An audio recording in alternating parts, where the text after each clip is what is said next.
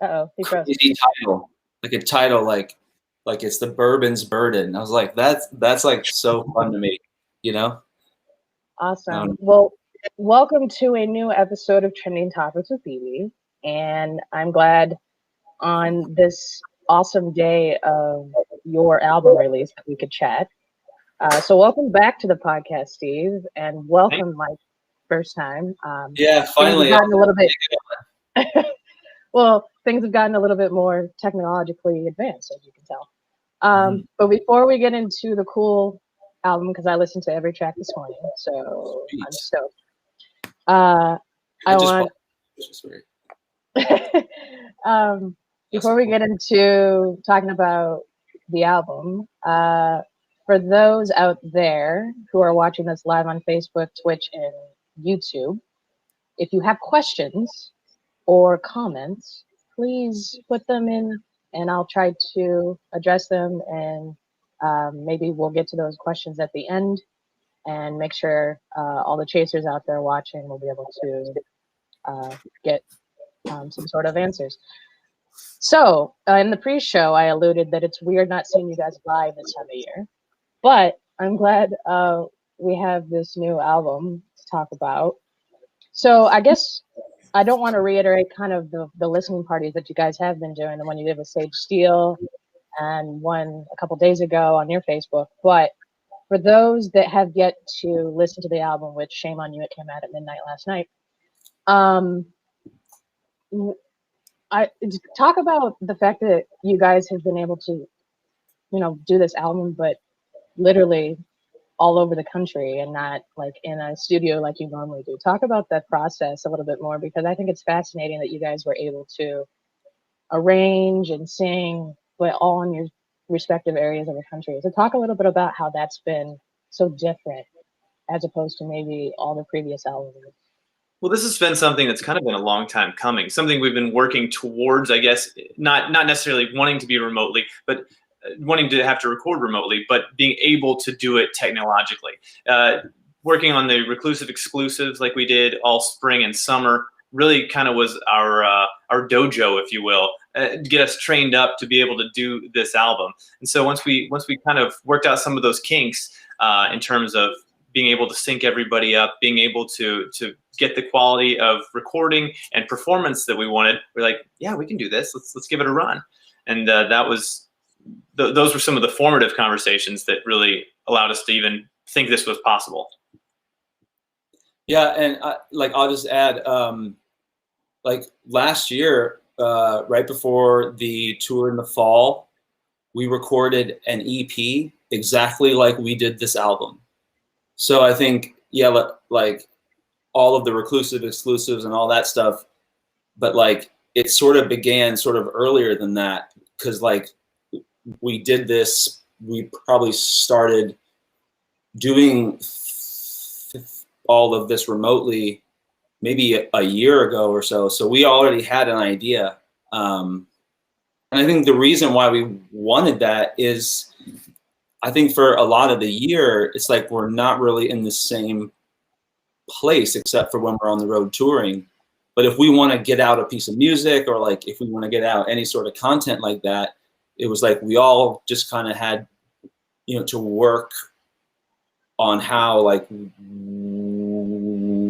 could all like sort of make it happen at home, since we're not around each other a lot other than like when we're on the road. And it's like, and it's like we're home a lot, so it's like it can't really stop. You have to learn how to keep the content like sort of going. So I think that, like, along just with other things, like is a reason like why we like had a good feeling about how we could do this. And well, I've loved. Well, so why did you guys change the name from Quarantine Sessions to Reclusive Exclusives? I noticed it. Was that a? Is that a? I don't know. I've loved every video. Of course, you saw me sharing them. But when you guys started doing that, did you think it would kind of escalate how it did? Well, it was a conscious effort. We wanted to kind of rebrand them. In the beginning, they were quarantine sessions. It was all just us and the 3x3 Brady Bunch stack. We wanted to add a little extra production value, give it just a little. We wanted to just make it better ultimately. And the Reclusive exclusives came about, I guess, in the summertime when we were go after that. Awesome.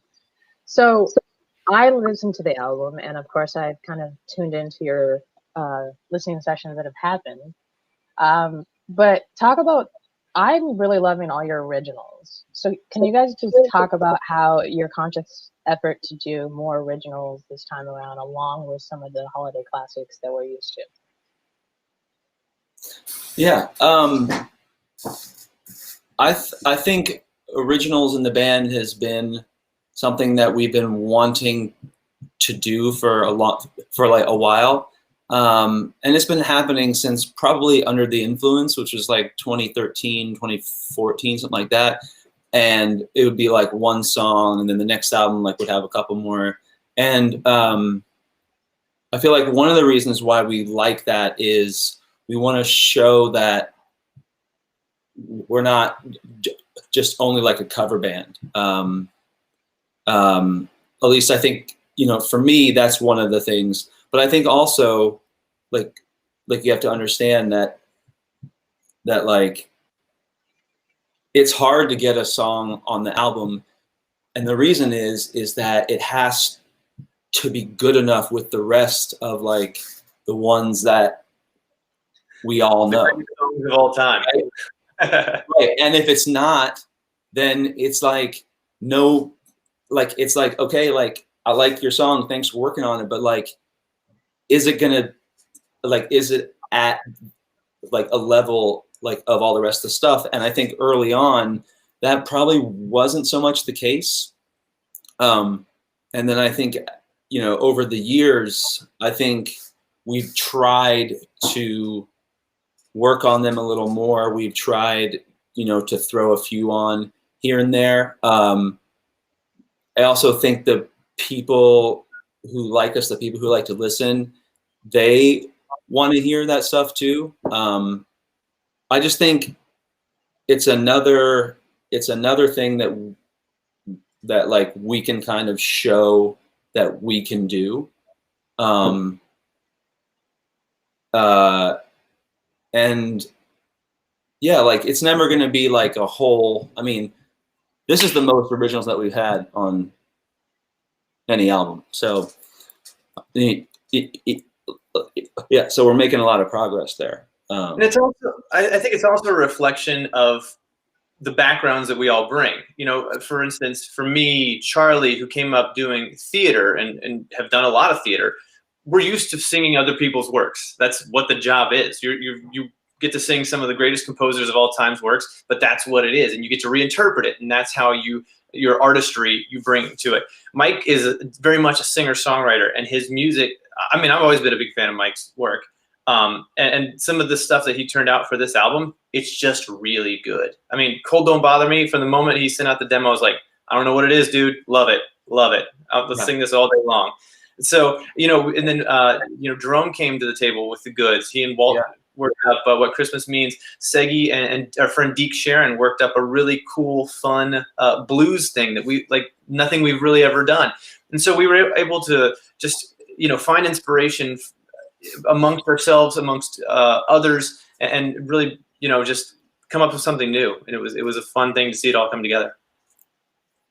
Well, I also kind of thought, well, you know me, I've been around and seen you guys for many years, but I also kind of think because you guys always put your twist on even the covers and medleys that you do, that it was kind of inevitable that you would be able to transition into your own work. I just think it's been interesting to see the evolution of it, because of course for those that don't know, that haven't seen you guys live, a lot of it is also in your stage presence and what you guys bring to stage. So I think the combination of you guys doing your own tracks would be awesome to see sometime in the future. I don't know. Yeah. I think there always has to be some sort of a balance, and I think that's okay. But like, we'll never do a whole show of just original music, because that's just not who we are, right? But it's nice that we have that opportunity sometimes. So I guess if you were to put the set list, if you guys were touring, and I don't know if there's anything planned, but after listening to the CD, would you put a lot of the originals on, or would you go with more, even bring back some of the other holiday songs that you've done on previous albums you've done? Would it be a combination of the two, or would it be mostly a Soulful Christmas Eve? I think there's always room in our show for the originals, and so much of it is, again, when we're looking at it, it's not really necessarily originals versus cover. It's more up tempo, mid tempo, finding the way that the arc of the show needs. Exactly. Yeah, that's right. And I think the one thing that people are gonna miss this year, not seeing you guys, is the off mic. So if you guys were to choose one song from the new album to do off mic, which song would it be? Ooh, that's a good question. I would probably say "O Come Emmanuel" mixed with "O Come All Ye Faithful." It's the last song on the album. I think a lot could be that. Well, not a lot, but I think there's a handful that could be there. But that might be one, or maybe the first Noel. But yeah, those would be my two options as well. They're a little more choral. I mean, just the nature of the songs. That's the way that they're going to be most familiar. But they're flipping them on we flip them on their head with these arrangements, but they still very much lend themselves to that big choral sound. Yeah. And I don't know, from our perspective, as a chaser in the audience, it's one of the, even though you guys have put on an amazing show, that off mic, for some reason, there's always an energy in the room of like everybody's like intensely listening, even more than they have the last hour and a half, 2 hours. So from your perspective, I've always wanted, from your perspective, what is that feeling when you guys get to off mic? I know you guys are exhausted, you've been giving it all, but what is that feeling of why you've kept the off mic such a special part of your show? I'll say for me, and then Steve, you can go, is that the one thing you said about like how like I know you guys are tired afterwards, and like that might be true, but when you go out there for that off mic, it's like, for lack of a better word, you're kind of naked. Like there's no, like, you have to give your all, or else it's easy to hear each other. So it's easy to hear if you are wrong. So you almost have to, it's like almost it just sort of goes up the whole, like the whole sort of like energy sort of goes up. At least that's how I see it. And so, yeah, and it's just so quiet. It's just really kind of exposed. And that's what I love about it. And I think that works. I think people like to see that and hear that just like without any big sounds, any big, anything, just like the raw stuff. And even if it's like a little wrong, like that's okay because it's live and it's real. I would concur with all that, yeah, because there's no artifice. There's no Yoneen back there. I mean, Yoneen is probably the most important guy in the room when we do a show. This, like, how he, anytime you've got that thump to the bass, you got the thump to the VP, and that's just driving the show, and then you strip all that away. And everybody, like, to your point, it's like a shock almost. It's like, yeah, you can hear a pin drop. And my favorite part of every off mic is when we hold the last note and you cut off and it's just nothing. And there's a moment where everybody just exhales. Yeah, it's like, when do we start clapping? It's like, when should they start clapping? And then there's this big release. It's like, But there's that moment where there's just nothing. It's just, it's the my best. favorite. Damn it, I want to be back on stage. I know, sorry to, go down memory lane, but my perspective, it's funny when I can always tell the new chasers, like the new converts, is during that moment because, they've gradually through the show go, oh, you guys are amazing, and join in with us. And then the minute the off mic happens, they go, oh, this is why I'm here. And then it's that, like, I've seen it in people's faces around me when I'm at shows going, oh, I see why this, it's like that whole, there's always a moment when you go to see an artist for somebody. I don't know who, maybe in your case, but there's always that one moment that sticks out where you're like, oh, this is why I came to the show. And I think the off mic solidifies that. I mean, of course they heard 12 Days and everything, but the off mic, I think, solidifies, the difference of a cappella music to something maybe they've heard in a concert setting before. So, and that's the thing that you can't capture any other way. Your phone's not going to capture it the same way. The CD's not going to capture it the same way. It's a very, very personal, intimate experience that we get to have with the audience each night, because there's no way to duplicate it any other way than being in the seat. And I was just going to add that like, I think, like how you said,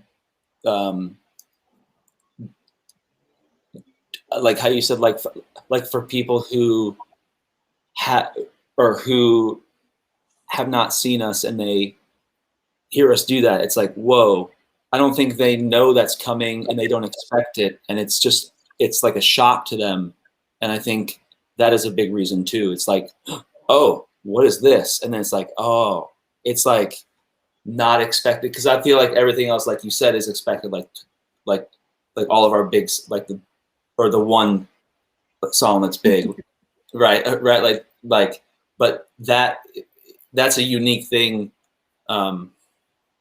that I think is almost a shock to them. And then it's like sort of easy to win them over then, because it's like, oh my goodness. So. Well, I've actually heard conversations while waiting for you guys for the after table part. I've heard conversations of people going, why didn't you tell me that was going to happen? And then the other person going, we wanted to surprise you.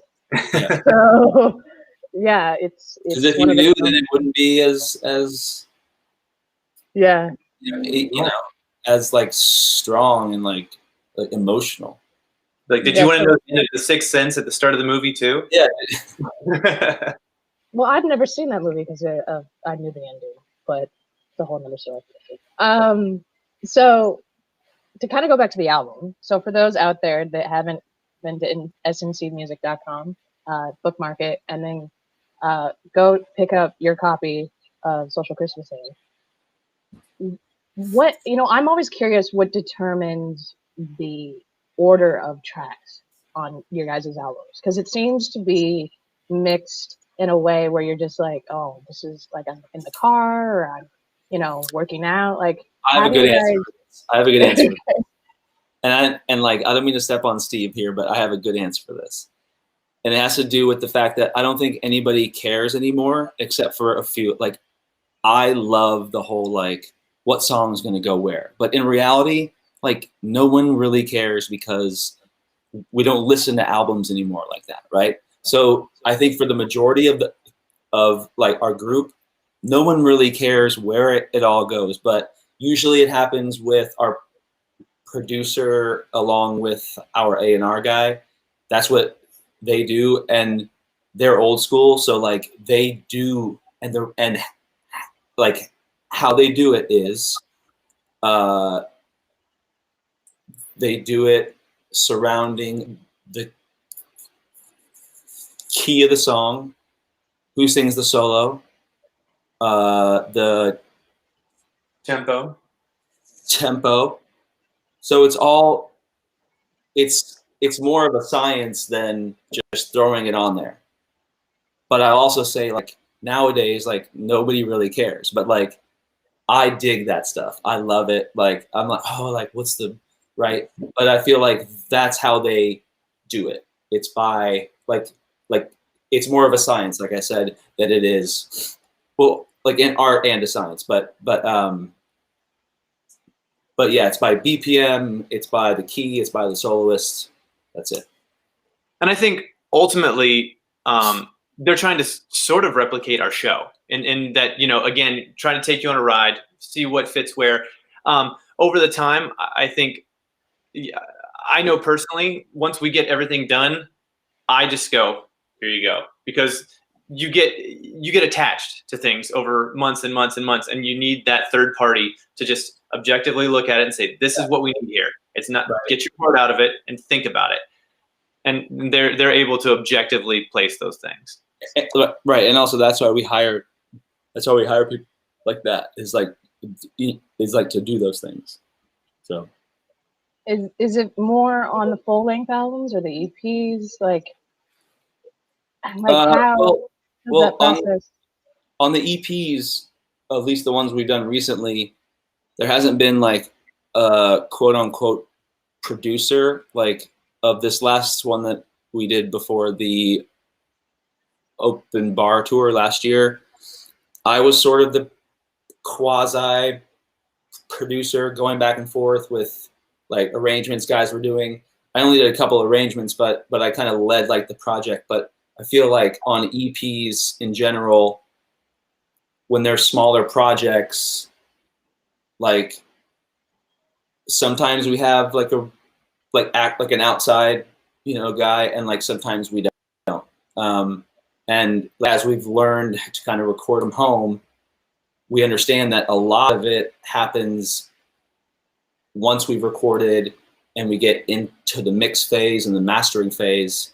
And as long as you have somebody who can really like help you there, like you can kind of do a lot on your own. But yeah, the other EP, Steve, what on the EP we did before the PMJ run, we had Steve was in there for that, right?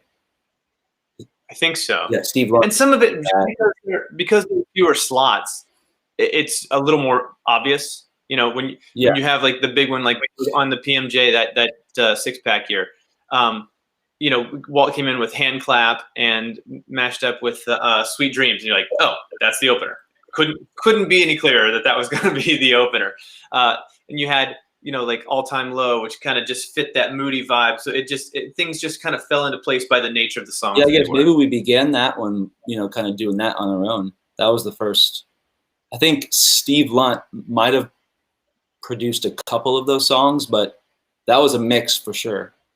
So that might have been where it started, maybe in like the summer of 2017. Us kind of realizing on a big album, yes, like let's get a team and let's go. But on the smaller projects, maybe it's okay to do it on our own, learn, and then we can raise it, baby. Yeah.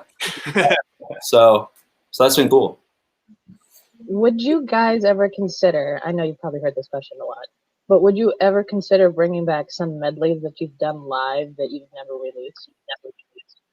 And do like kind of a live that we've never remember this like a throwback Thursday kind of feel, like some medleys that you guys perform live that maybe put into album form with a new twist.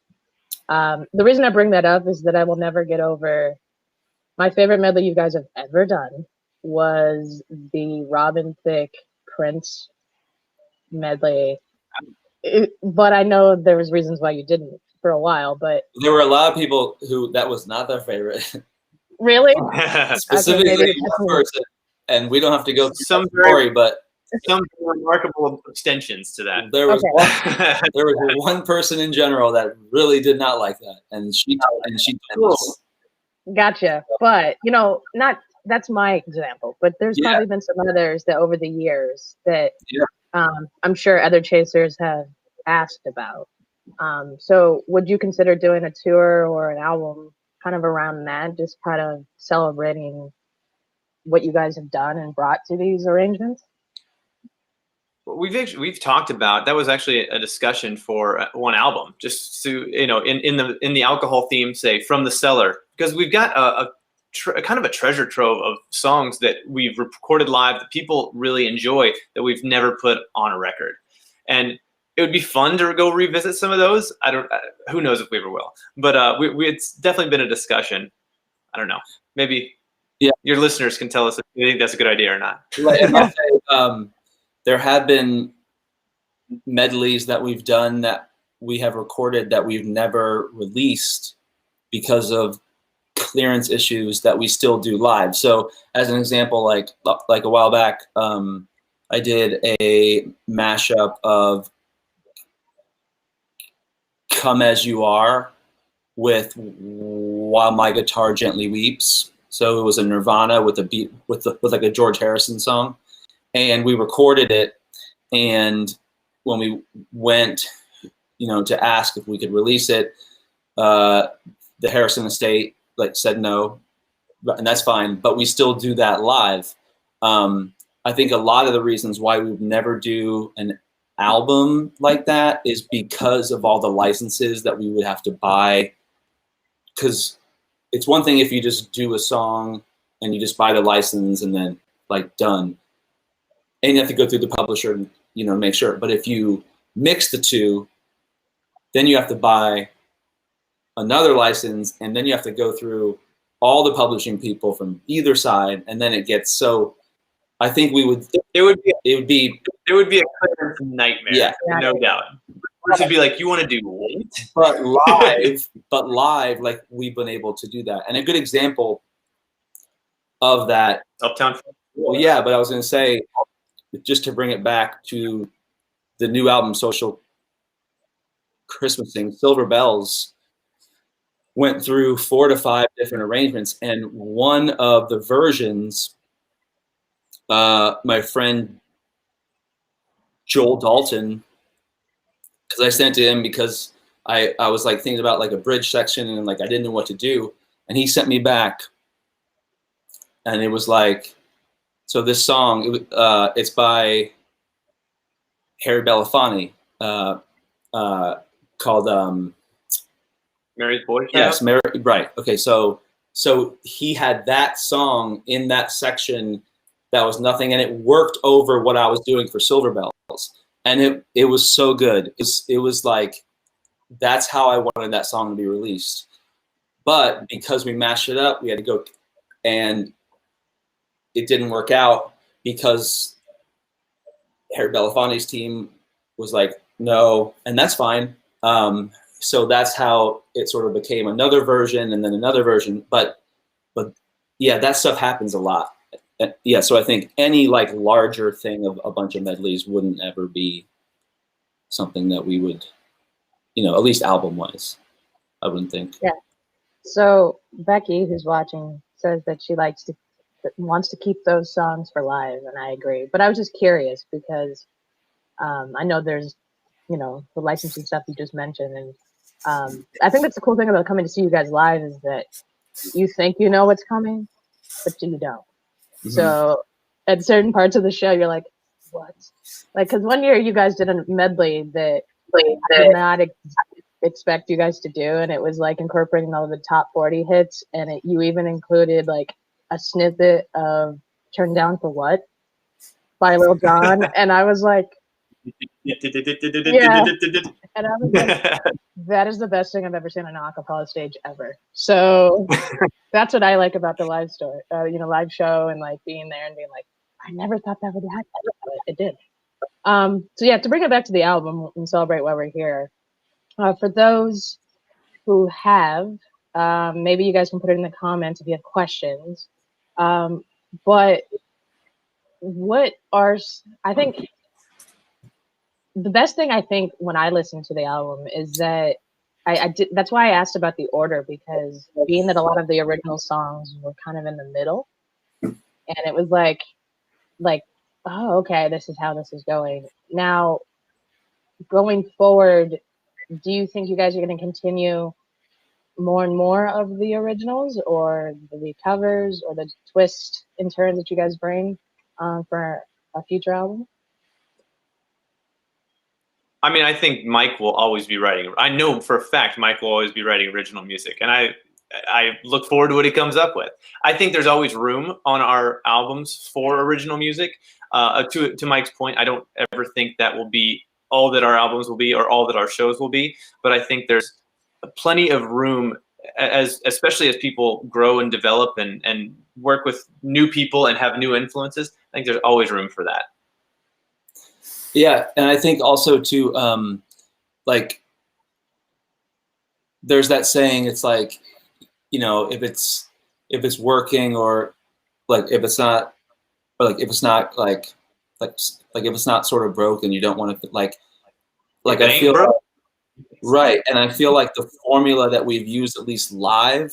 I mean, all of our sets and stuff are different, and I think that like that's important, like to have the look be different, and like a new show especially. But I think when it comes down to music, I feel like we're always going to have a balance. Like there's always going to be the covers, there's always going to be the newer songs that we do, and we're like acting like super silly on stage, like and then there's going to be the serious ones and some originals. And so like I don't think that's ever going to change, like that whole idea of just a mix of all of those things works. But like I said, what's happening on stage and the things behind us, the looks that we come up with, like the production stuff, like that I think has room to always be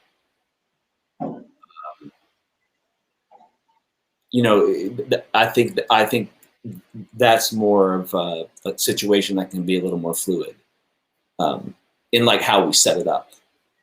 So Awesome. So I don't know. I'm putting up the comments. I tried to without covering my space. Yeah. So we have some fans of the original that have been listening all day. So I just wanted to shout that out. So for those, I guess the rest of the group, I think the cool thing is didn't Jasper arrange one of the new tracks on the album? And being that he's one of the new guys, can you explain how that's been kind of unprecedented for you guys to have somebody just come in and knock it out of the park? You want to take that one? I mean, that's why he's there. But we know Jasper. We love his work. We love his voice. We love everything he brings to this group. So yeah, this is not a surprise. The only thing that's really a surprise is that now he's officially out on an album before he's done one show. Thanks, COVID. But that's the only thing that's a surprise to this. He's there because we value what he does, and you're seeing it there. We've seen it, of course, all year in everything that we've been recording, and the work he's put in to learn all the new music, all the things that are new to him. But again, because he came from Straight No Chasers / Another Round, the IU version, we've known him for 10 years. So it's not like he's jumping into a pool and not having known anybody. Everybody who's in the group we've known for a number of years. So in that respect, we knew what we were going to get. Awesome. Yeah, I'll just add just about like the Jasper thing. Everything. I would agree with everything that Steve said, but also Jasper seems to be kind of like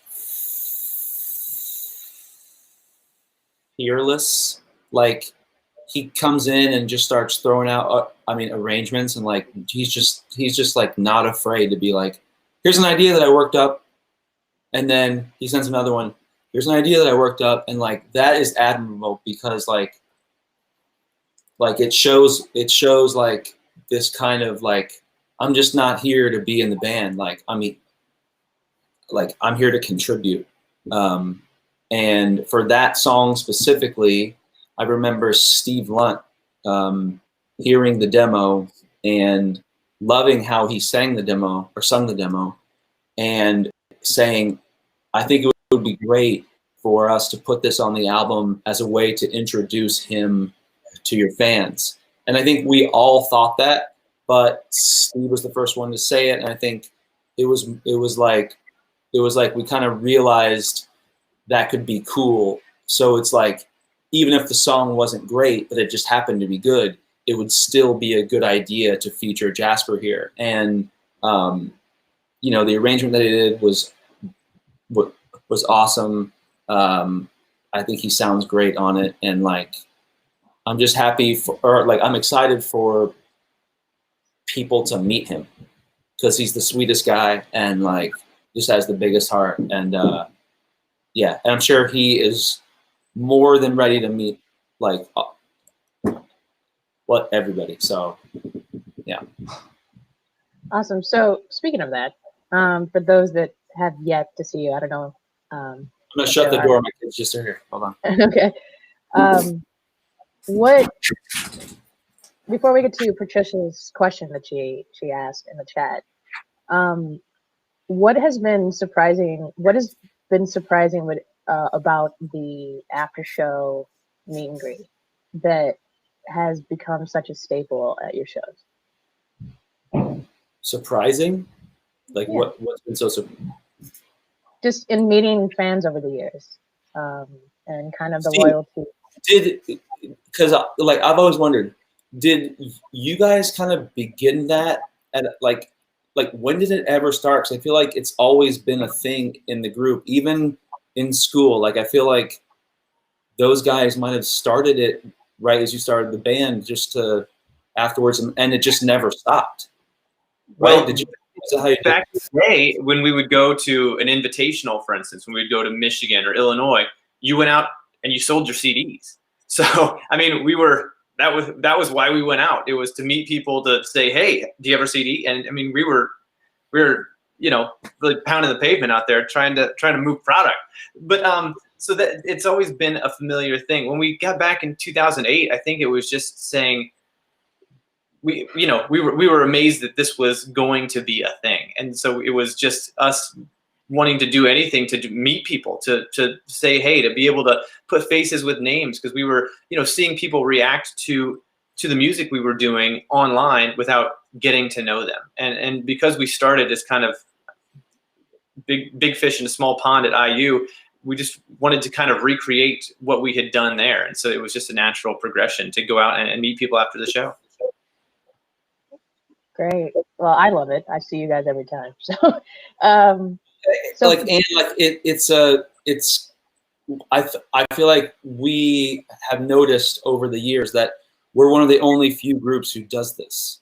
And sometimes we even wonder, we're like, why do we still do this? And then we realize, oh, this is why we are where we are, because it's not just about us. And then it's like, yeah, let's go. Because it's a natural thing to be like, oh man, I'm super down tonight. I don't want to, but then you understand, you're like, this is why you are here. I mean, like you as in like I'm speaking to myself, like you are here and sack up and do it. And then it's like, that's the right thing. Cause it just, it's like a respecting in a way almost, kind of. Yeah, and it's also just an incredible culmination to the show for us. I mean, if you are down, there's no better way than to go be picked up by people who just had a great time. And over the years, when we went to Arizona, I knew I was going to see Brooke. Now LA. When we go to Michigan, I know I'm going to see Becky and Patrice.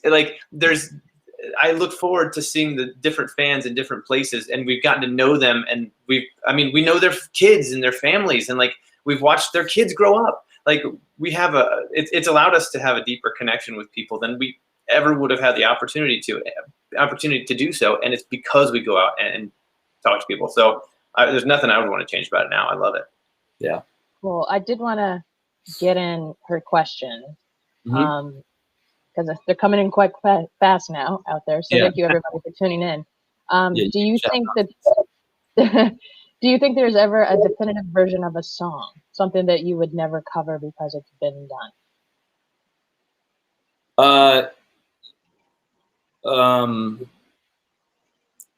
No it's a half yes and no, because we would never do it unless we were going to make it our own. So there are songs that, I guess I would never think to myself, I would never want to do that song because that's just the best version ever, because I would see it as kind of a challenge to make, because if it's a great song, it'll be a great song no matter how it's done. I guess that's how I see it. So I guess yes and no, but the latter is, it would never stop me from doing it. I I would guess. agree with that, Mike. Unless we have if we don't have a hook, if you don't have something that you want to do differently, if you're planning on just staying true to an original that's a fantastic original, then yeah, there's probably not a great reason to do so. But if you've got a hook and you've got like a different take on it, or the Straight No Chaser twist, if you will, yeah, let's roll. Awesome. I mean, that's kind of what we do. We cover some of the greatest songs that have ever been written. So you know, that's one of our mainstays. And so in that respect, I don't think anything's off the table. It's just you got to come up with how you want to express it. I've always wondered about your original medleys, like the movie medley and the Broadway medley. Can you kind of delve into that real quick? Because that's some of the best original work on stage you guys do. So, you know what, I'll say, like, it is original work. Like, I know the songs are already written and the, you know, arranged, but like, it's mainly Segi and Tyler. I feel like Steve helps with some lyrics sometimes. Walt is maybe in there, but that's really those guys. And like, they have a talent of like rewriting lyrics, you know. Like, I feel like Steve,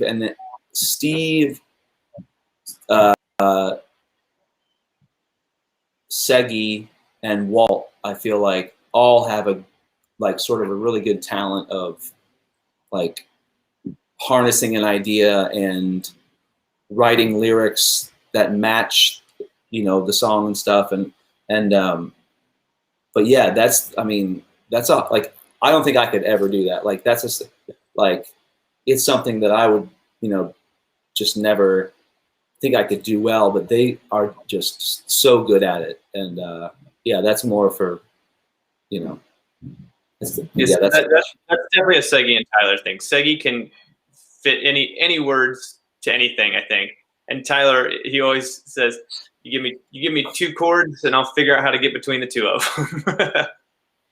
well, even yeah, but there was a song like that never got released by Nicki Minaj. It was called Boom Ba-dum Boom Boom Ba-dum Bum Super Bass, right? Okay. But we rewrote it. Steve, it was his idea.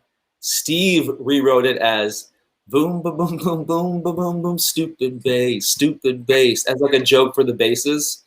And there was some counter programming for all about that bass. It was awesome, and I still have a recording of it. It never made. It was for an EP that like we were gonna do, and it was one of the ones on the outside.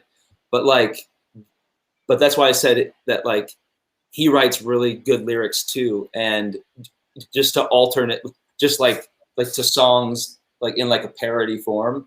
But that was one that like we never released because it didn't fit with all the other stuff that we were doing. But I have a recording of it, and it's really fun.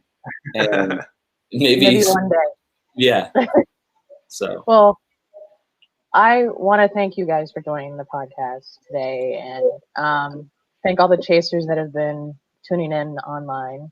For those that are listening to this and will see this later, log on to sncmusic.com, get your copy. It's not over, is it?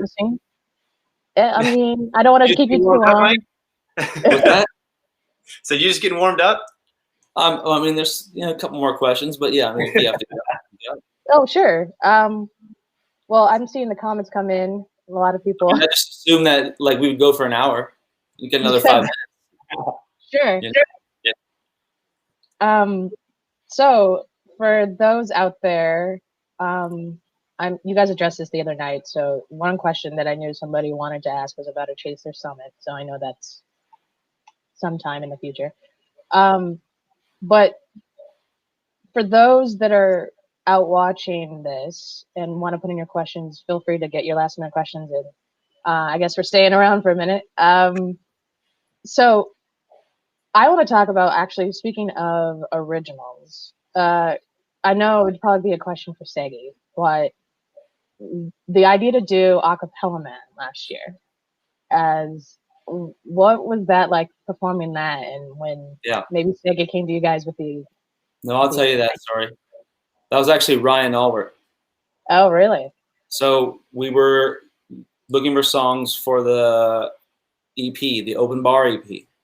and songs that you would hear at a bar. Like that was the idea. And it's like, you know, if you go to a bar, then you always are going to hear.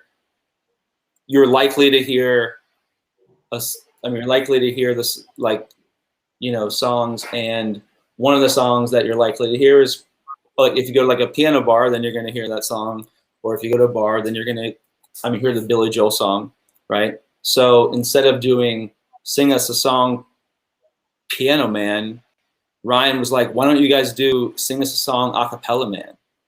But I think after acapella it was Sing Us a Song, Acapella Man. That's how it was meant to be heard and read. But I think it sort of turned into Sing Us a Song, Acapella Man. Yeah, but anyway, that was Ryan's idea, and Ryan and Segi worked on those lyrics. I did the arrangement, and it didn't go on the EP, but it was a centerpiece in like the first set of our show. So yeah, So that's how that started. Mary Lou is wondering, how hard is it when you bring an idea and the other members shoot it down? Since that's happened to me quite a bit, let me speak to that. For instance, also on the EP, when we were going through, one of the songs that we looked at was Sweet Caroline. And so I actually was having a discussion with Mike, and I was like, all right, Mike, this is, you said, you want to give it a shot? I said, let's go. So I started listening to it. Turns out, not a huge fan of the song myself. And it just kind of bump, ba-dum. So I was like, all right, I got to do something different with it. So I put it to a bossa nova beat, and I thought it was kind of fun. It entertained me, at least, for a good month and a half as I arranged it. And then we got done, and if you can imagine what else is on last year's EP, a bossa nova song doesn't really fit with anything. So it was, again, on the outside looking in. But you know, you got to believe in what you do, and you got to believe in that it's good. And if it doesn't make it, you can't take offense at it. It's all for at the end of the day, it's all for the good of the product that we're putting out to our fans. And so if it's best song wins, that's what we say. There's also a recording of that we have, because we got a mix back of it, and it was actually really good, and it was a nice take on a song that you would hear in a bar, like, you know, Sweet Caroline, like you hear it right. So that was the idea, was to put songs that you hear in a bar, but not do them in that way. And I thought that Steve did a good job. I think that's going to be something that we revisit. I hope so. I'm going to leak it along with yeah. I'm going to leak both of those. Sweet. I'm down. And then get censored. And everybody's singing along. Is that bad? No? Okay. We have Jenny and a few others. I'm sorry if I missed you guys coming in, are asking about the PBS special. Any word on release of that? The one that you shot last year? Yeah, where are we with that? I don't even know. They've gone back and forth trying to get it, everything edited, everything, you know, ready to go. It's going to come out. I don't know when at this point. I think 2020 just kind of threw some things up in the air in terms of what PBS was doing. I hope once we get back to a more normal environment that it comes out. It's just, yeah, it does seem like it's been sitting on the sidelines for a while. We're ready for it to be released as well. Right, because that's the one you guys shot in Indiana, right? At your alma mater. So everybody kind of wants to. I think that'd be cool to see. Yeah, so do we. Yeah. Oh well, some others are also wondering if there'll be bloopers in the PBS special. I don't know. I'm sure there'll be some, like, you know, some sort of B-roll that we did. Awesome. But yeah. I'm not sure if they do want to put me on PBS berating the audience, so we'll have to see. You want some of it or none of it? Well, I don't know. We'd love it. Can you guys talk about, before we go, I've always wondered this, and I apologize if I missed a question from the lovely people tuning in, but how do you guys go about determining which song you do a music video for? Because I know you guys released one today, so. Yeah, I know that's you had a really great one for Happy, and of course the movie medley. So, how do you kind of determine which song to bring to life that way? well, for this one again. We kind of turned to our team, the team that we brought in, and said, now that we have all these songs, which one? What do you think? What do you think? And so going through it along December, because we were releasing this in November, when it, technically before the holiday season, they thought that would be a good one to put out there, as well as it's just a different take on it that nobody's really ever. I never thought of it as a holiday song, but when you look at it with maybe this year will be better than the last, like, oh gosh, it's very poignant right now. Silver Bells, we also, I think they look at a number of different things, like when was the last time that Silver Bells charted? When was the last time that was on the radio in a mainstream format? So to be able to have a new spin on such a classic that everybody knows and really be able to freshen it up and get it out there for people to listen to, I think that was one of the impetus for Silver Bells to be there, along with the fact that it turned out great. Yeah, I think it always sort of goes with the songs that we choose to as the ones that we sort of want to push to it's okay. So if it's the bet, yeah. So if Silver Bells is the one that we want to push to radio or to whatever, then we do something we'll do a piece of content for that. So it's always it's always thought through. And Rebecca's wondering, it's are you guys answering that? I think it's difficult to come up with new concepts because, as you saw, we worked with Zoom, and we actually did a Zoom video recording. So I was here in my house talking with a director on my computer. He said, "Okay, and go." So it's trying to come up with a concept that'll work for each song as well, that hasn't just been done a million times. That's just one person walking around, because there's no way to get us all together right now. So you have to come up with something new and some fun way to present it. Rebecca's wondering, are you guys doing any more videos for coming up? I don't think so, but you'll have to stay tuned. We're going to be doing some other things that'll be announced really soon. We did a couple. There is some content stuff for when you stream songs, sort of behind the screen, like as you're listening to the song, there's some different things like that, and there'll be some things that we are going to be releasing throughout the month and also next month. So keep an eye out for that. Obviously all of the stuff you can always get us at our website, sncmusic.com, and all the Instagram and Twitter, Facebook, all that. So yeah, so that's how to stay in touch with us.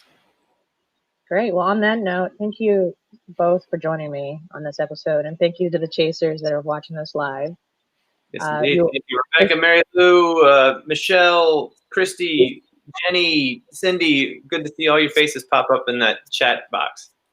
Awesome. And for those that have not, pick up a copy of Social Christmasing as of today, because there's nothing else going on. And lovely to chat with you guys, and can't wait to see what's coming up. And we'll thanks for having us soon in the future. Yeah, thank you for helping us celebrate our big day. All right. Well, thank you. Yeah, thanks, bro.